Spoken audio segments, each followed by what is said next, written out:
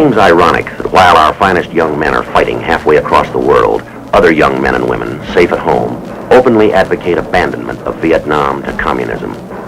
Perhaps they really don't know what this war is all about.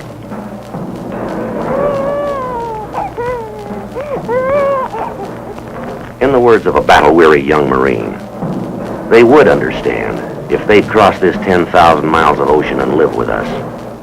A day in Vietnam.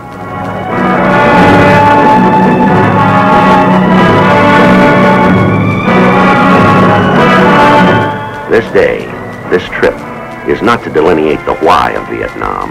Rather, it is to see the what and the how of our military operations, to give you a deeper insight into this war and the way it is being fought. While the coordinated effort of all Americans in Vietnam is vital to success, it is the young men of our Navy Marine Corps team that we will see firsthand today, down there in Vietnam. We've landed on the big airfield at Da Nang and will travel directly to the headquarters of the 3rd Marine Amphibious Force for a briefing by the operations officer.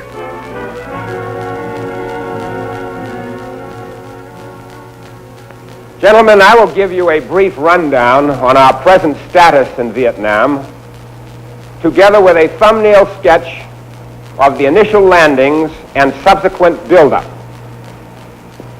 As you can see on this map, the 17th parallel divides North Vietnam from South Vietnam. Militarily speaking, South Vietnam is divided into 4 areas. The 4th Corps area in the south, the 3rd Corps, the 2nd Corps, and in the north, the 1st Corps, or as we call it, the I Corps area. The area within this I Corps is approximately 10,000 square miles with a beach line or coastline of 167 miles. The 3rd Marine Amphibious Force is responsible for all United States military operations in the I Corps area. Located here in about the center of the I Corps area is our major operational base of Da Nang. You will recall that it was at Da Nang that the initial landings were made by the 9th Marine Expeditionary Brigade. This is now our largest operational base. At about here, approximately 50 miles to the south of Da Nang, is the operational base at Chu Lai. The Marines and the Seabees have built a small airfield for tactical support. Our 3rd operational base is approximately 45 miles to the north of Da Nang. It is the base at Hue Phu Bai. Now, although the bulk of our Marines are located in or around these 3 bases, I want to point out that the Marines of the 3rd Amphibious Force have been fighting from one end of the I Corps area to the very other tip.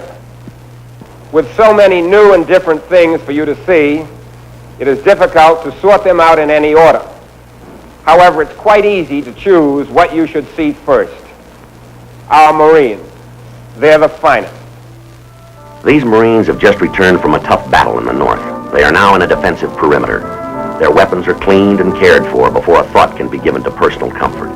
A matter of importance in the life of a professional fighting man. This is neither a clean nor an easy life for our men, but they've learned to accept the physical hardships of battle as their fathers did before them.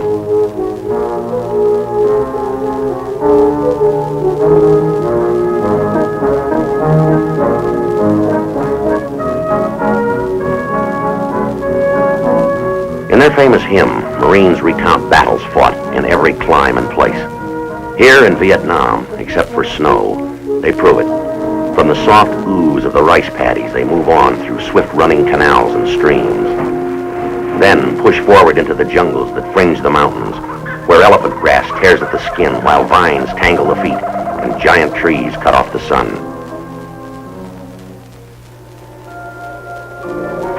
But it's not just a matter of long walks in the tropical heat. Each and every step must be a cautious one, for the Viet Cong have prepared the way with mines and booby traps. So watch your step. A false one and your ankle is pierced by the nails of a crudely cunning trap that only digs deeper as you fight to pull away.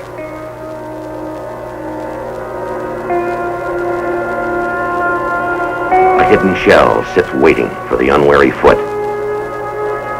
And you'll never know which innocent-looking piece of grass or fern covers a pit of sharpened, poison-tipped bamboo spikes. Marine engineers must constantly sweep the roads and trails in search of killer mines.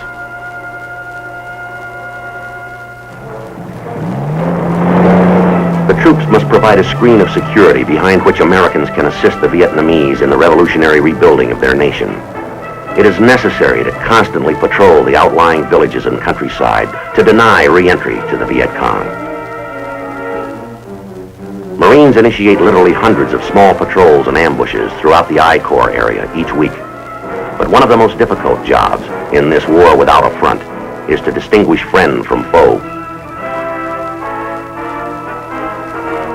Each person must be carefully searched and identified.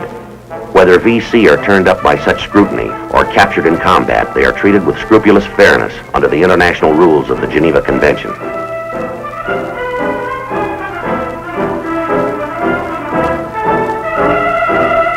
Marines have found that such treatment of an often cruel enemy frequently results in the proffering of information that reveals the whereabouts of an enemy force. In possession of such knowledge, Marines react quickly. Plans are rapidly formulated, and a striking force moves out swiftly.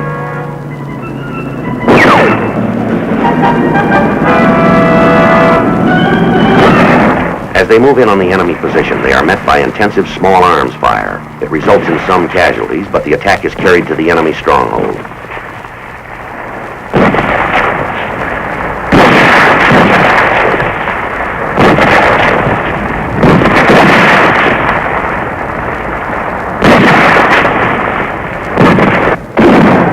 The Viet Cong are well dug in. The command decision is to call for artillery fire support to dislodge them. The observer gives the exact location to ensure the safety of friendly elements close by.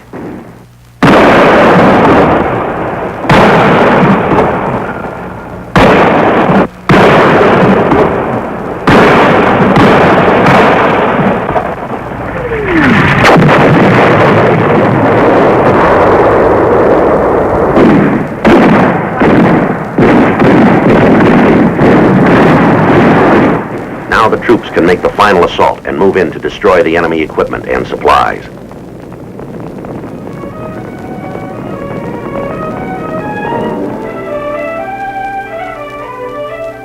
Many of the hamlets our troops approach are known to be friendly, but even they must be approached cautiously, for emotional reactions are primal when villagers are first confronted by men with weapons. A Vietnamese farmer's entire world is a thatched hut, a small rice paddy, his wife and children. For the past quarter of a century, his village has been a battleground, completely isolated by Viet Cong destroyed bridges and mined roads. The VC wanted food. They took his rice. They wanted soldiers. They shanghaied his sons. His village chief objected and was beheaded.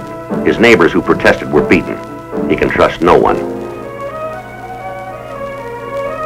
The Viet Cong told him the Marines would come to seize homes, murder children, and enslave entire families. Anyone who helped Americans, the VC said, would be tortured and killed. So, quite naturally, trust and confidence grow slowly, nurtured by little acts of mercy, by promises fulfilled.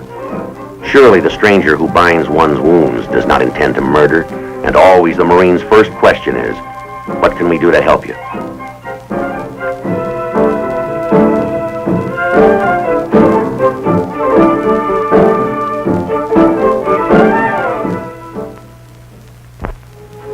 When the Viet Cong have been driven out of the area, a combined action company is formed to provide security for the village. Marines and South Vietnamese popular forces, militiamen from the village, work and train together in this company.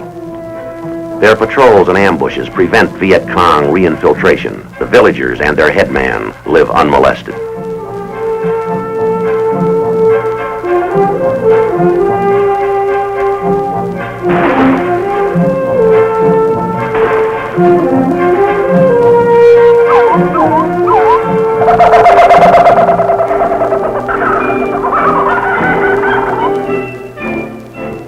With this security, fear is replaced by hope and the desire to build for the future. Marines work side by side with the village people, constructing churches, hospitals, and schools.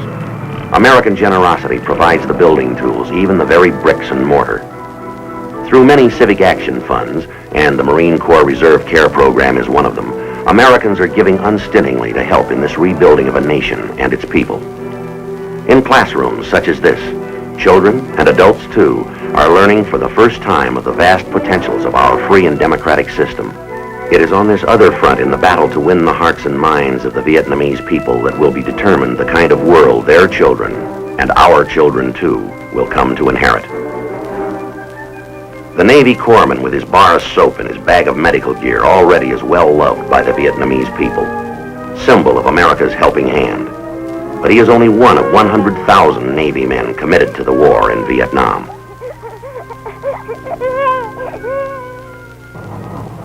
For many of the Blue Jackets, it's an unusual new kind of shallow water warfare, operating fast, small boats, ground effects machines, and shallow draft transports. They hunt down and destroy the waterborne Viet Cong and act as advisors to the Vietnamese Navy as they move their troops along the water high roads for an attack on a riverside VC encampment.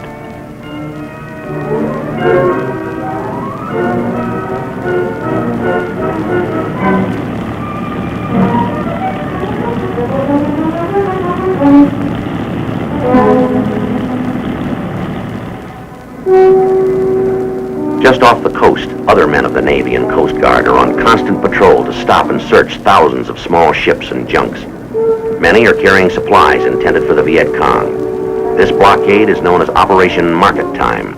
It involves the surveillance of 1,000 miles of coast from the 17th parallel to the Gulf of Siam. Tough duty, but it's drying up one arterial lifeline from North Vietnam.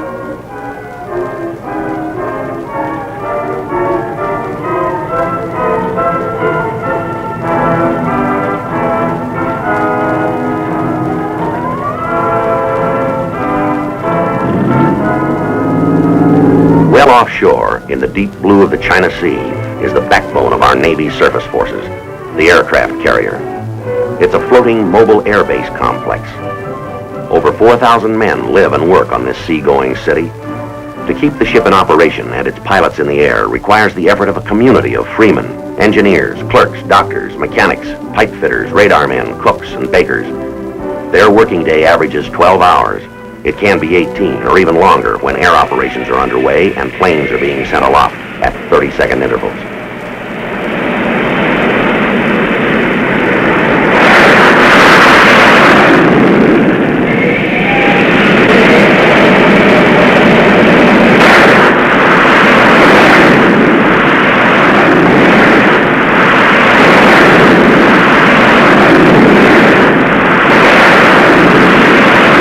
About half of all the combat sorties over North Vietnam have been flown by Navy and Marine pilots.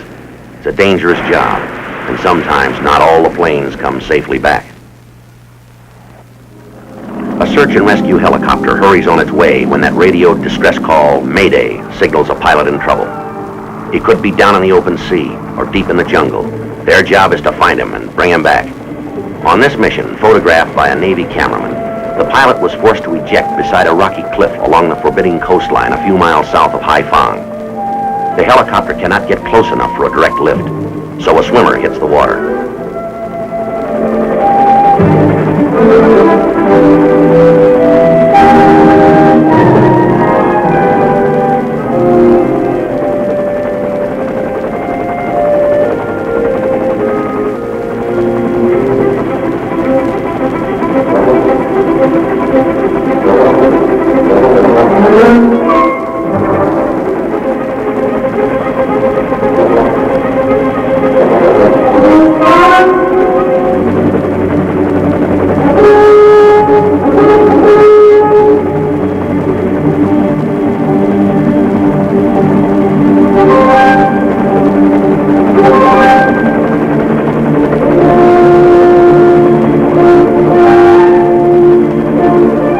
Search and rescue is costly, difficult, and dangerous, but the value placed on a single life makes any effort worthwhile.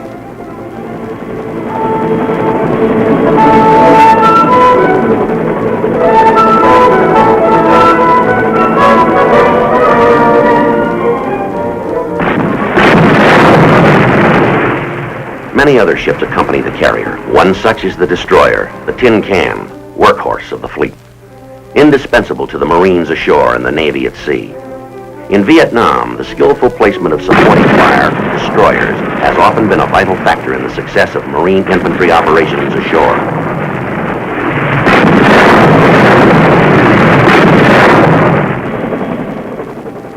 Another fleet operation in the South China Sea is the Amphibious Task Force. It supports teams of Marines and their helicopters that collectively are known as the Special Landing Force.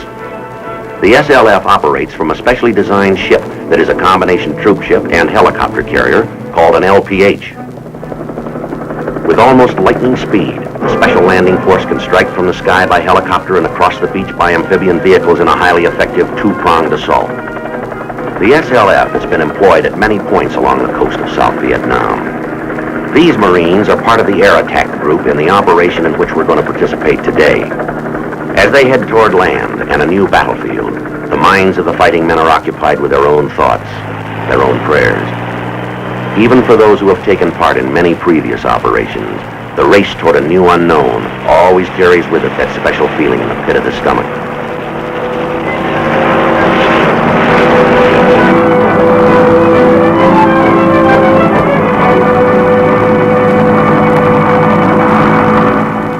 We fly above the beach assault force, for our helicopter landing zone is well inland, behind the enemy position. We expect to catch him by surprise.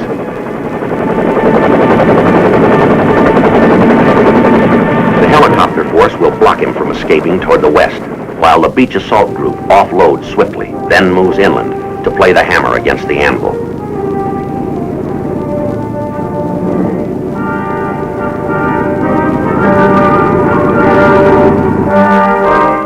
Marines push through the jungle, they must overcome natural obstacles as well as the enemy hiding someplace in the dense growth.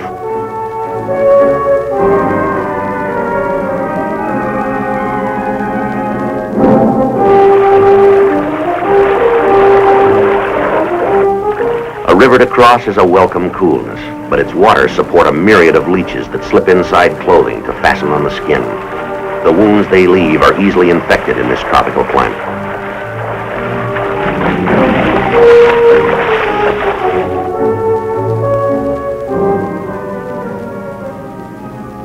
In deep jungle ravines, the troopers slip down and climb back endlessly for every foot they advance.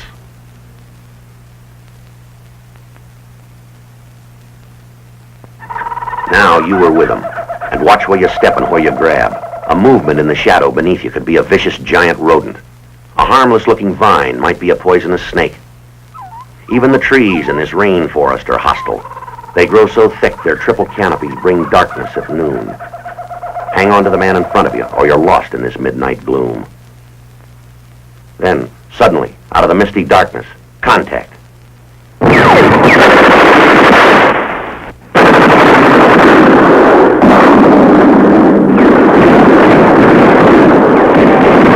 The enemy has good position and appears to be superior in numbers, so the Marines call in their equalizers, their support from the sky.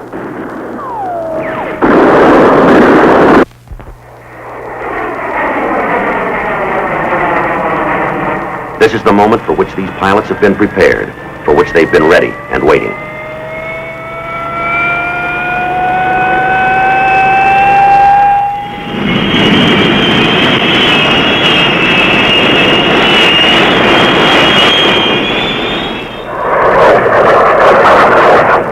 Approaching the target area, contact is made with the forward air controller.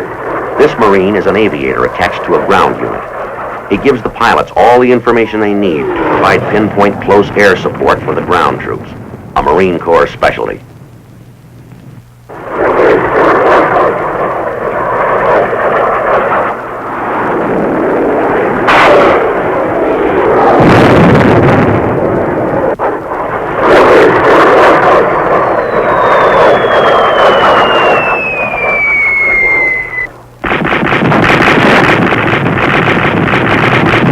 Was needed to even up the odds, and the infantry action is positive and powerful in destroying the remaining enemy. We have our casualties, but our fatalities from combat-inflicted wounds have been cut to less than 2% because of the speed with which a wounded man can be moved from the battle zone to skilled surgical help. While the Navy corpsman gives emergency aid, a medevac team is being brought in by that mechanical angel of mercy called a helicopter. Usually less than 30 minutes after being hit, a seriously wounded man is in the operating room, either at a field hospital or aboard the USS Repose, a hospital ship that has been a welcome addition to our medical facilities in the combat zone.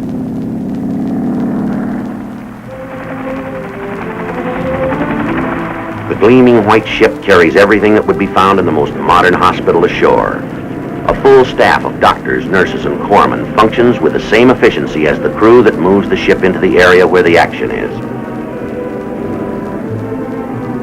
Though battle wounds are the cause of most of the serious casualties, there are many more that result from the environment. Heat prostration, immersion foot, malaria. These can be as devastating to our combat effectiveness as bullets or pungi pits. But the knowledge that quick and sure care is close at hand helps keep morale high in the rice paddies.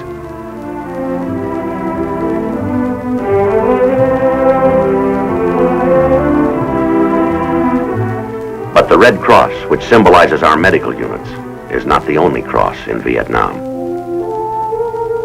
Wherever the Marines and sailors go, the chaplain also goes. Whether it is for moral and spiritual counseling, a friendly word to a lonely man, or the softening of unpleasant news from home, the chaplain is on the scene. Be it a stretch of sand or a clearing in the jungle, it becomes a church as he sets up his altar. The men gather to worship in the same familiar routine of devotion as their families back home. As he holds service, the chaplain cannot dismiss the thought, will they all return? He knows full well they won't all come back alive.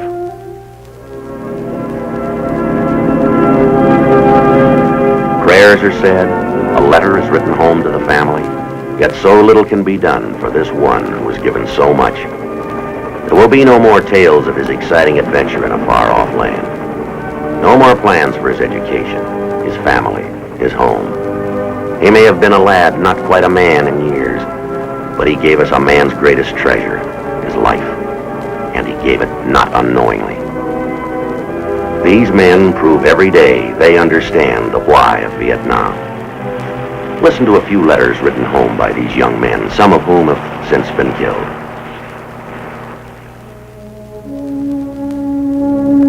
Those boys who are burning their draft cards, marching in protest, getting married, and hiding behind an education just show me that they aren't mature enough to accept the responsibility of being an American, and therefore they don't deserve to be called Americans.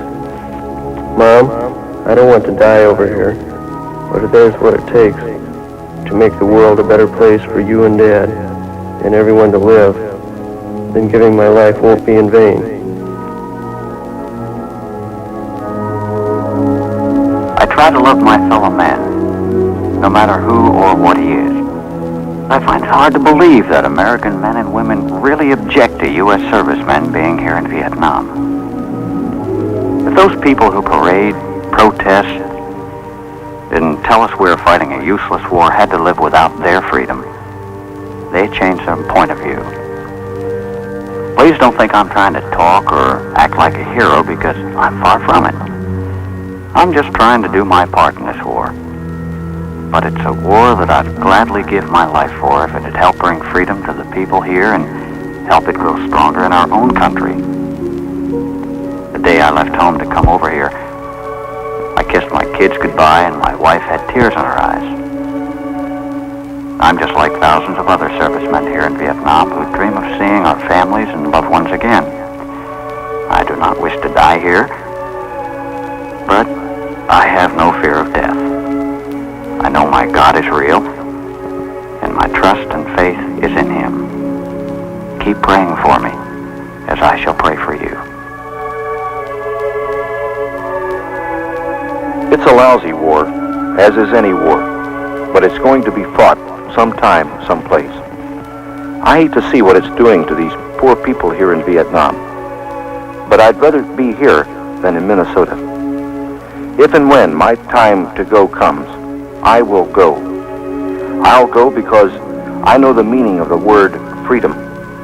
I'll go because I love my family, I love my country, and I love my God. Call it any name you will, from foolishness to sacrifice, but be sure to include love.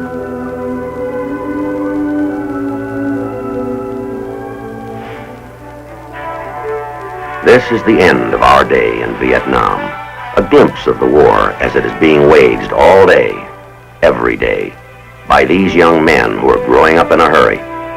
18, 19, 20 years old. They were boys when they got here. They've become men overnight.